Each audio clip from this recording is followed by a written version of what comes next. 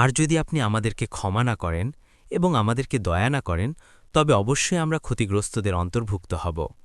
২৪ তিনি বললেন, তোমরা নেমে যাও, তোমরা একে অপরের শত্রু, এবং জমিনে তোমাদের জন্য ক্ষণস্থায়ী আবাস ও ভোগ উপকরণ রয়েছে। ২৫ তিনি বললেন, তোমরা তাতেই জীবন যাপন করবে এবং তাতেই মারা যাবে, আর তা থেকে তোমাদেরকে বের করা হবে।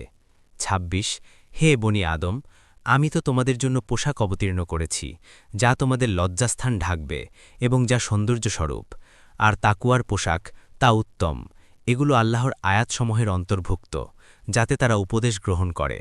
২৭ হে বনি আদম, শয়তান যেন তোমাদেরকে বিভ্রান্ত না করে, যেভাবে সে তোমাদের পিতামাতাকে জান্নাত থেকে বের করেছিল। সে তাদের পোশাক টেনে নিচ্ছিল, যাতে সে তাদেরকে তাদের লজ্জাস্থান দেখাতে পারে।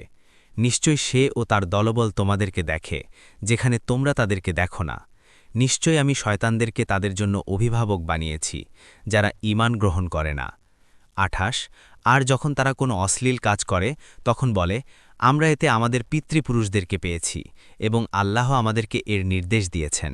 বলো, নিশ্চয়ই আল্লাহ অশ্লীল কাজের নির্দেশ দেন না। তোমরা কি আল্লাহর ব্যাপারে এমন কিছু বলছ যা তোমরা জানো না? ২৯ বলো, আমার রব ন্যায় বিচারের নির্দেশ দিয়েছেন।